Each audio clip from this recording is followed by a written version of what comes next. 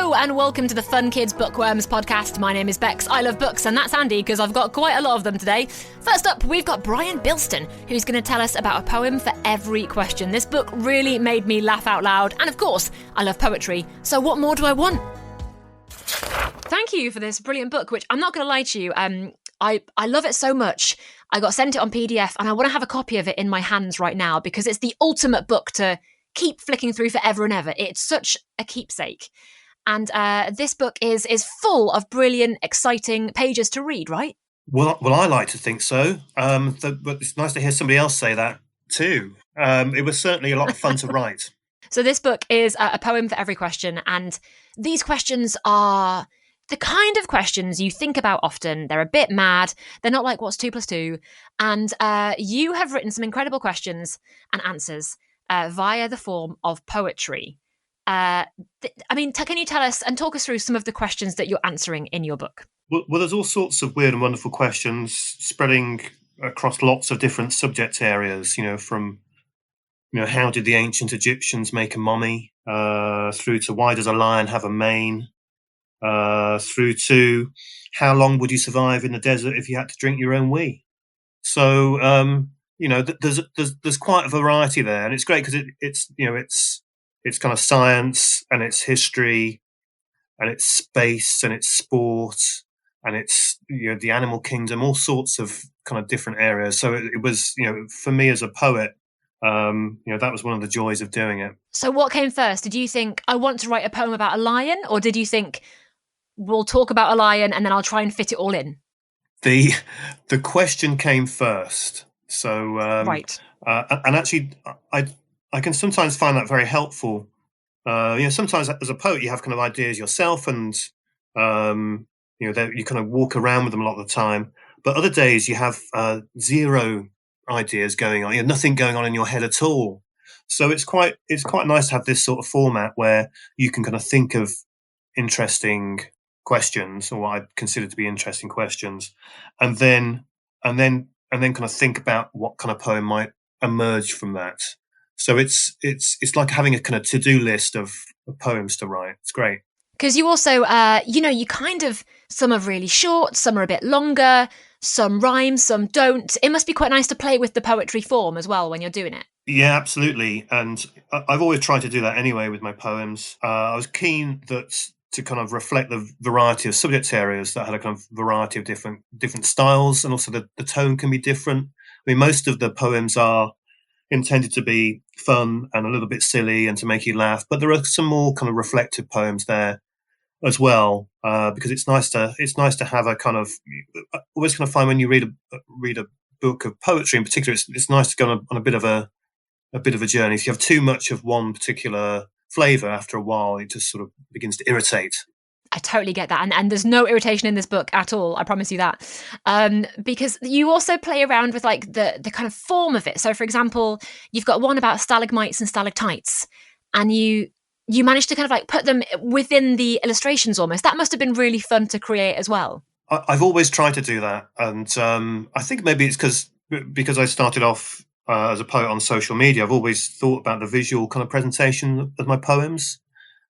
Because that's a sort of environment where there's lots of photographs or videos or other kind of things to catch your eye, and so when I think about poems, obviously what comes first is the words, but then I also think, well, is there any kind of effective way I can arrange this to make an additional point or reinforce the subject in some kind of way?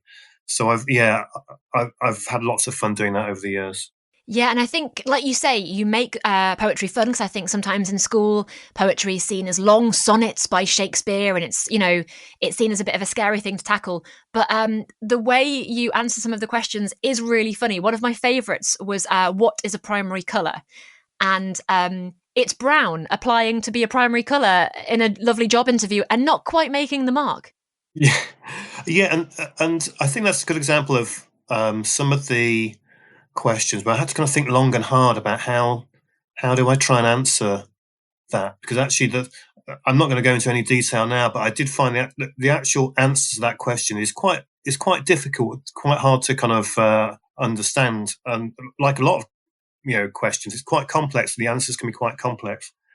So trying to just relay that sort of in a I guess in a kind of standard fashion in a poem was kind of difficult. So I'd often have to think slightly outside of the box to think, well, maybe there's a kind of a voice I can introduce here, or kind of think of a situation which was slightly absurd that I can apply this question to. So are all the poems factually correct, would we say?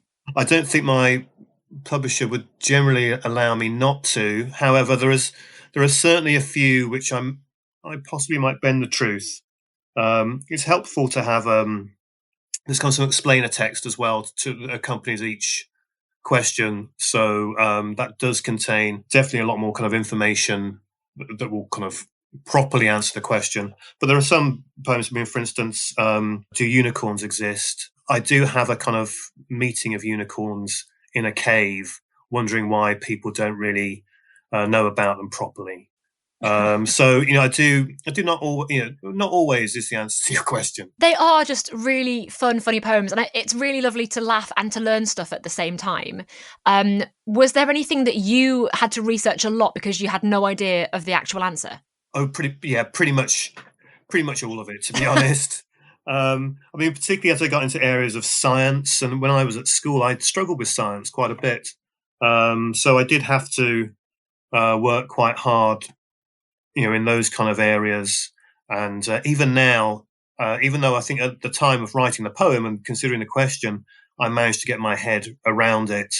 All these months later, now the book's actually out, I've forgotten actually all that I'd learned. I can't retain this stuff in my head somehow. But things like history, that does kind of stick in my brain. It's the classic revise for an exam, get it in there, and then it immediately just disappears from your head, isn't it? I find actually most information disappears from my head these days. Well, you obviously don't need it. That's the important thing. It was there for a reason. It's gone. It's fine. No, I genuinely love this book. There was one poem. So I read the poem, and I wrote down a note of all of the poems I liked. And then I had to stop doing that because I was just writing down the name of every poem, basically. But another one I loved was about the kind of the alphabet, the alphabet in code, and you kind of take the mickey out of the phonetic alphabet as it is, and that must have been quite fun to write as well. Yes, well, I've always enjoyed messing around with language, and derived a lot of joy from the ridiculous inconsistencies within the English language, and it's such fun for a poet to be able to kind of play with that. And I think and that's also kind of married to my own inability in real life when asked to spell a word when I'm talking to somebody down a telephone, to think of an appropriate word to use for each letter. I'm utterly hopeless at it. It takes me ages, and it's to be honest, the results end up being more confused and garbled than if they'd just had a guess themselves at how to spell it. I've definitely said to somebody on the phone, spelling out Bex, and been like, B for Bex, and it's just, you get into a circle. Just a terrible loop. Now, this is a little bit cheeky, so do you have a favourite poem or one you could read to us while we're here with you, perhaps? One that you think maybe everybody will get a taste of the book from? This is called Which Animals Have More Than One Brain? We may think we're brainy, me and you, but the cockroach has not one but two. An achievement that in turn does pale when considering the slug or snail, mosquito, squid or bumblebee, all of which you see have three. But even that's not worth much fuss when one observes the octopus, with 9 in total to show off, 2 fewer than the silkworm moth. But the winner, with none in easy reach, with 32, it's the mighty, the extraordinary, the super brainy leech. Yay, thank you so much. I felt a bit cheeky asking you to read it, but thank you. Still to come on the podcast, I've got Hugh Bonneville, Emma Carroll, and first it's Julie Sykes. Now, her new book, Lunar Grace, Girl from Outer Space, is a very fun story. Let's find out more. Your book is full of colour and fun, and it must have been quite an exciting one to write. It was a very exciting one to write. It's the very first series that I've had illustrated, chapter book that I've had illustrated. So, yes, very exciting. And it is jam-packed full of incredible illustrations, and it really does use colour, because in this book, Luna is somebody who, well, her hair can turn different colours, right? That's right, yes. Luna is, she shows her emotions. She has trouble hiding her emotions, and it reflects in the colour of her hair. So tell us, where does Luna come from? So Luna comes from the planet Starbright, and that's in a completely different galaxy to ours. It's in the Twinkle Path galaxy. And her and her family just kind of end up in planet Earth, right, for a job that her parents have. That's right, yes. Her parents are nature scientists. Her mum's really into plants and her father's into animals. And they've been picked from hundreds of other nature scientists to come and study the wildlife on Earth. So it's a big thing, a big deal for them. But it does mean that they have to kind of, I guess, fit in a little bit when they're not people who would naturally fit in on planet Earth. No, not at all. Starbright is a very colourful planet, and Luna finds Earth very interesting but very different. And she does worry about fitting in because she's scared that she'll ruin the opportunity that her parents have been given. They're minor celebrities now, so there's lots of kind of the equivalent of Starbright television and news reports on them. Yeah, I do love her mum doesn't particularly care about fitting in. For example, comes and just paints the outside of the house immediately in kind of big colours, right? Yes, that's right. That's Mum. She's, she doesn't worry about what other people think about her so much. Dad a little bit more reserved. Dad's definitely a warrior, yes. And you've got a lovely cat as well. You've got Twizzle the cat, who's just kind of like hanging out as well. Yes, Twizzle and Luna are best friends. They've got their own special language that they've invented called Tell Talk. So Luna signs and Twizzle signs back with her tail. It must be really fun, especially this time of year, actually, having a book about going back to school and Luna kind of meeting her new classmates and trying to fit in, which is always going to be difficult. Yes, and also harder for Luna because actually the book is set in the summer term. So she's kind of joining an already established class, which is a lot harder, I think. I do quite like her teacher, though. Is it Mr. Marker? Yes. He seems like a good egg, I think. Was there kind of a fun for you in setting up this world and creating the world of Starbright? I had so much fun with it. It was just really good to let my imagination play havoc, I guess. I can imagine. Did you have to chat to your illustrator and say what you wanted things to look like? So you don't really get much contact with an illustrator. It all goes through the publishing company, and so my editor dealt with that side of it. But yes, I was allowed to look at the illustrations and make comments and things. What's your favourite colour hair that Luna has? Definitely Starbright purple, because that's my happy colour too. Yeah, so this is the thing, she's got different, at the end of the book you can see different colours mean different things, and purple is a happy colour. It is. Purple is a very happy colour. It's always been my favourite colour. I mean, I also love at the end of the book, you've got a little quiz, a little Starbright pet quiz. Have you done the quiz yourself? Yes, I have, yeah. Oh, go on, what did you get? What would your perfect pet be? It's got to be a mooncat. I got space dog, actually. Oh, did you?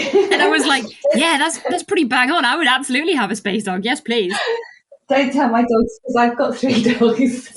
Oh my goodness. Yeah, no, I just adore dogs. So I was like, yes, this quiz is incredibly scientifically accurate, clearly. Speaking of quizzes, we have a little quick fire round of questions we do with all authors, if that's okay.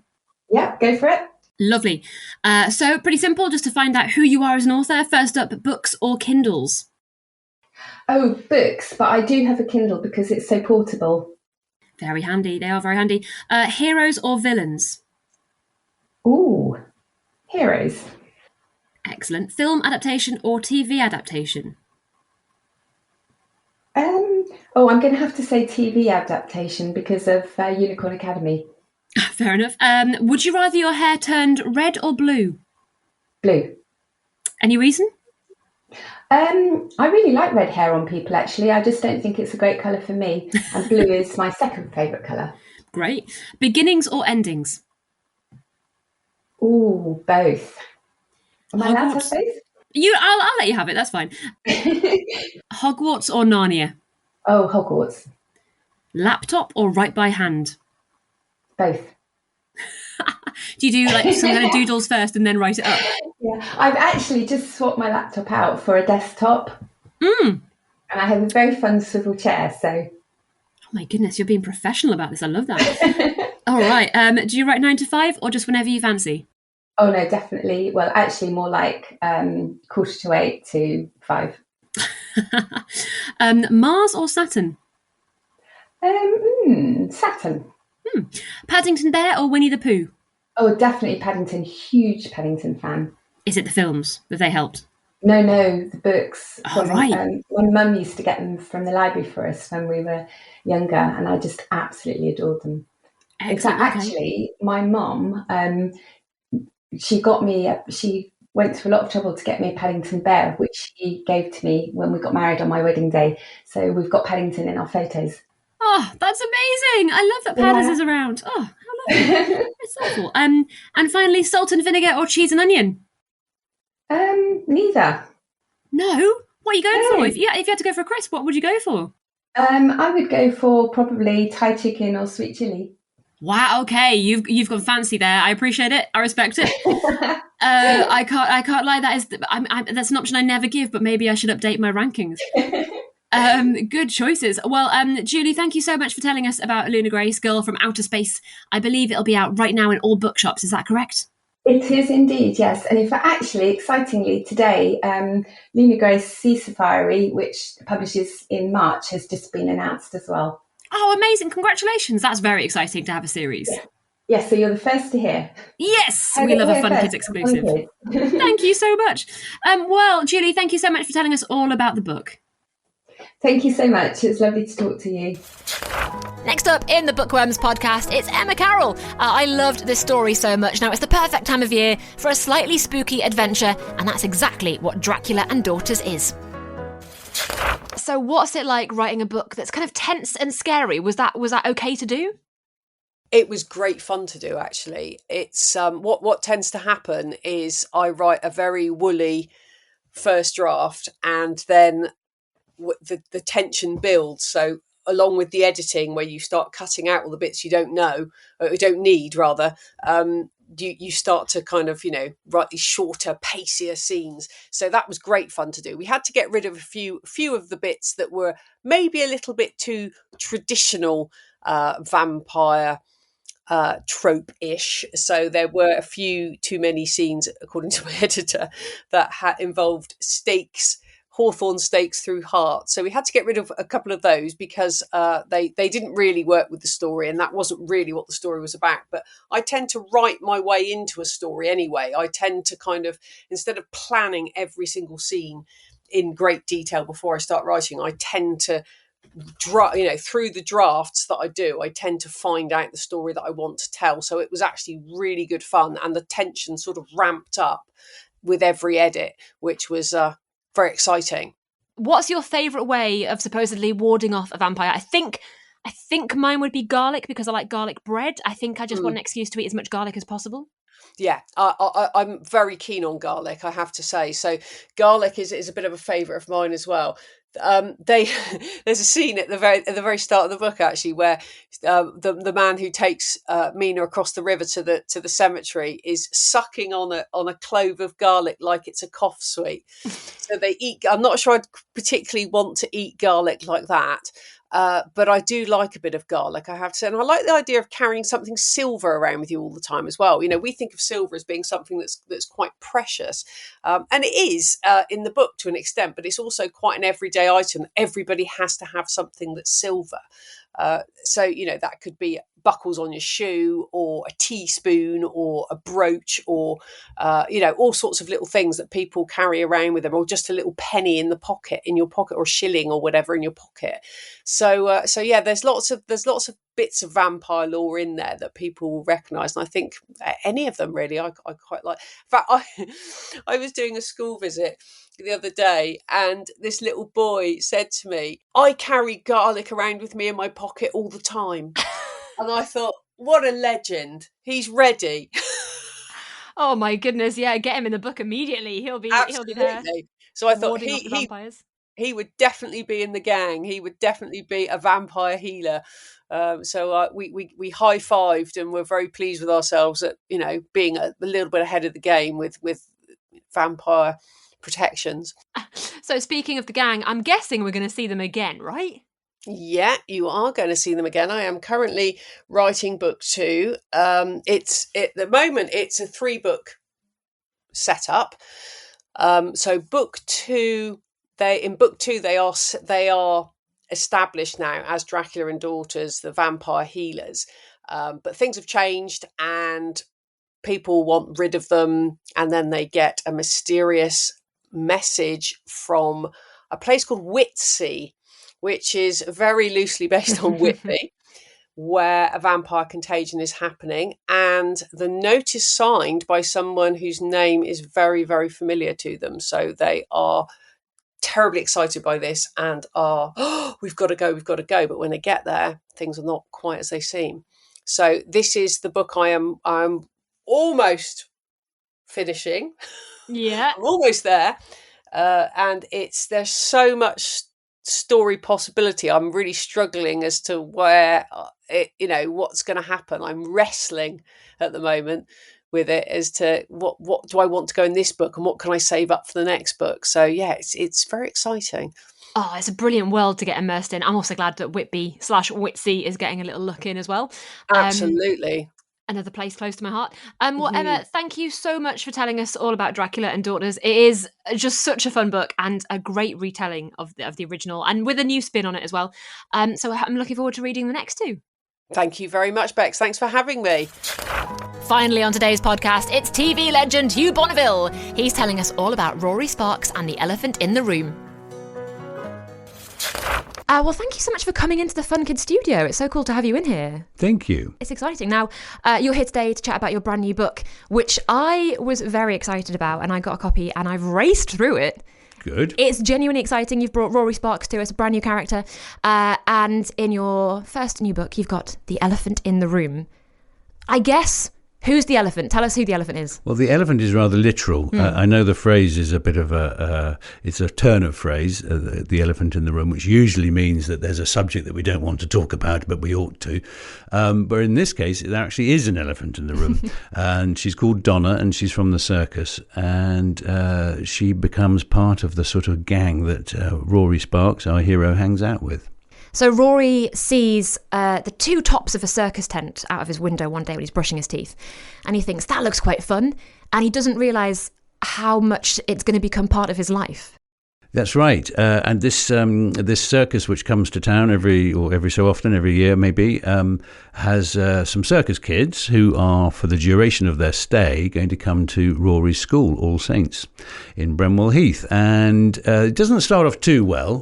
The leader of the circus gang, if you like, is called Evie, and she's around about the same age as Rory, and he's the sort of leader of his little team. And they first confront each other in the playground at the school, and we think things aren't getting off to a great start. But then the elephant does something that perhaps, well, we all do. It does break wind in quite a huge and catastrophic way, which ultimately leads to them all having to bond together, all the children. And from then on, they get on quite well and have a few adventures. Yeah, you've created a really lovely friendship group because you've got the kids that Rory's friends with from school, and you've got Evie, you've got Flick, you've got Fliss, you've got your circus gang as well. It must have been quite nice to create a big cast of characters.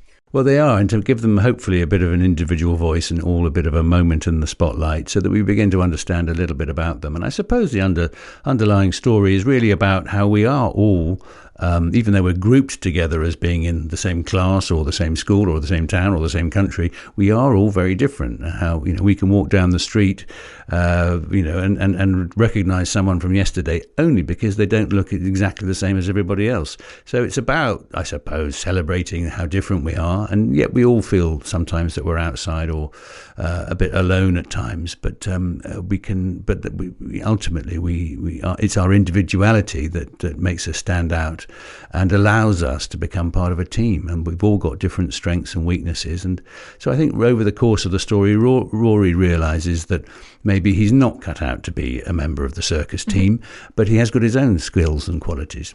Yeah, I don't want to give away too much, but nearer the end of the book, you find out more about certain characters. And it's nice to know that, in a way, nobody is alone in feeling like kind of stressed out or kind of maybe a bit of an outsider, like you say. Yes, and there's even, a couple of the grown-up characters are, certainly one of them.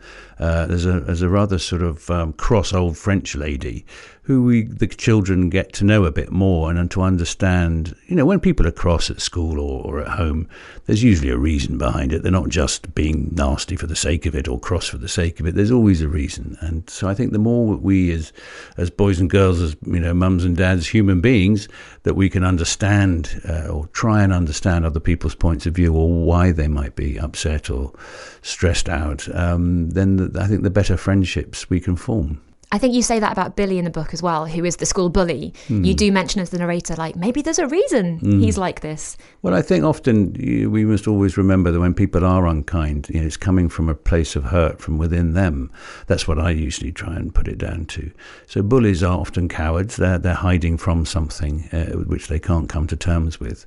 And the more we listen and try and reach out the hand of friendship in a Paddington type way, then I think the better chances are of making better friendships and better relationships, and really the better understanding of each other. Now, with the circus, you seem to be... I mean, do you love the circus? You seem to know quite a lot about it. Did you go quite a lot when you were little? Do you still go now? Yeah, when I was little, of course, the circus was very different when I was growing up. I have to say I'm very ancient now, being in my 60s. But when I was growing up, there were animals in the circus. And, it's weird to think now that monkeys and apes were sort of used for entertainment, and elephants too, and tigers were sort of poked and prodded, and the lion tamer was a great circus act. And now things are thankfully very different, and animals are treated with much more compassion. But in my story, Donna the elephant and her mum, Una, are still part of the circus. They're being rehomed or sent to a sanctuary in Portugal. But when I was growing up, they were very much part of the scenery of a circus act. And I do love going to the circus. It's a place of wonder and magic. And sometimes the clowns can be funny. Everything these days, obviously, you've got Cirque du Soleil, which so many people will know and love. I mean, the extraordinary acrobatics and skills that they portray. And I remember I've been to Gifford Circus quite a few times, which is a wonderful modern take on the same sort of tradition. But when I was young, yes, there were clowns on tiny motorbikes or other cycles, and elephants, and in fact, the children from the circus, when they came to visit my school for a week or 3 weeks or however long they were in town, sometimes they came on an elephant, riding on an elephant. It was the most exotic thing we and my friends in Southeast London had ever seen. I mean, for me right now, that would be the most exotic thing. If somebody came into here on an elephant, I'd be like, well, let's all go home for the day. Like, we've seen the best thing in the world. It really was. And I've got such a vivid memory of it. I don't know how often it happened, but in my memory, it happened a few times.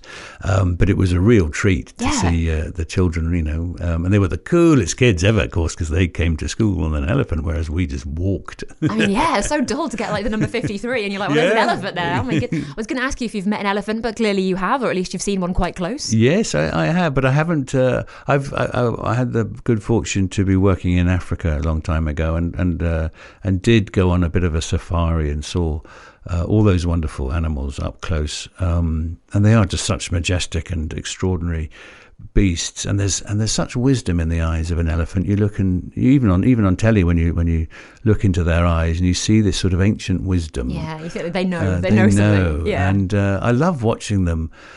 In fact, I love watching all animals, because there is just something about growing from childhood into adolescence into adulthood, and all species seem to have the same sort of progression, in the sense of the innocent fun of just having a laugh as a youngster. And elephants are great examples. You watch a baby elephant just mucking about and having fun, throwing mud around or whatever, and annoying its siblings and annoying its parents. And then you see the odd sort of swipe from a trunk from a grown-up saying, "Oi, back in line.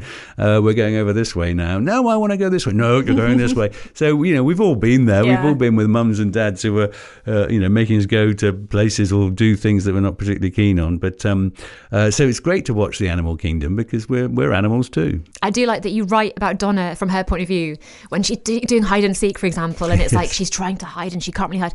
And it's nice to hear the elephant's point of view on these things. Yes, and she does. She's a good-natured soul, Donna. Yes, she does. She thinks she can play hide and seek, but of course, what she doesn't know is that she's absolutely huge and therefore stands out rather obviously. It is rather obvious, unfortunately for her, when she's hiding behind like a pole, that she's kind of spotted there. Yes. Now, you've got two lovely characters. You've got Rory and you've got Evie as well. Who are you most like, and who would you most like to be friends with? That's a very good point. Well, Rory's got lots of me in him. I was a bit of a dreamer as a youngster. I loved the world of imagination, the dressing up books, making up stories. Whereas my friend Guy from up the road, who also features, he's really, really good at making models and playing with bits of engineering and kit and electronics and all that. And I used to really envy the fact that he was so good at all Patience. that. Yes, the patience and the skill. Whereas whenever I tried to make a sort of model kit, it just got covered in glue and all the bits of stickers and everything got in my hair. And, I just didn't have, and I wanted to be good at it straight away.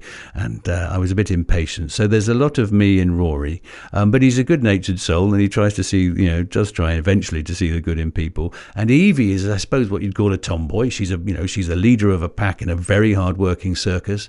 And of course, in the real-life circus, there's no such thing as just being the trapeze artist or the clown. Everybody mucks in. Everybody has to help put the tent up and to make sure that the campsite is tidy and to sell tickets and to publicize the show and all those sorts of things.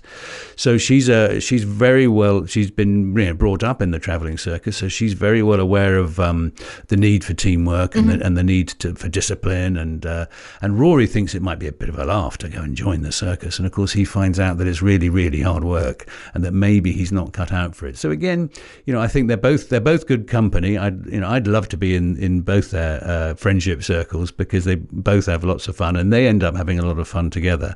But I think they're both good examples of being a bit of a dreamer on the one hand and being a very practical person on the other. And that we don't all of us have every single skill set, and we should play to our strengths and acknowledge the strengths and weaknesses in each other and help each other. There's two lovely bits in the book. I won't ruin it, but there's two bits where they kind of show friendship for each other.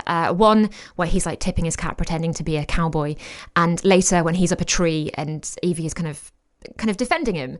And they're both such lovely characters to read because they kind of stand up for themselves, and it's really lovely to see. Oh, that's really nice because yes, I think that's an important thing in life, and certainly in this story, they both feel at times that they're not being understood as our central characters, and they do stand up for each other.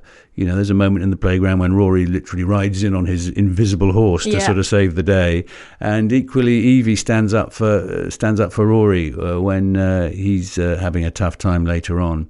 And so, but Rory doesn't know it at the time, and so he overhears that Evie's been standing up for him. So he feels rather chuffed with her and realizes that he's much more fond of her than perhaps he thought. So I like that when friendships develop, and particularly when people do stand up for each other. I feel a swell of pride for these characters when they do the right thing. It's such a lovely book. I really enjoyed it, and it's funny as well, which is great.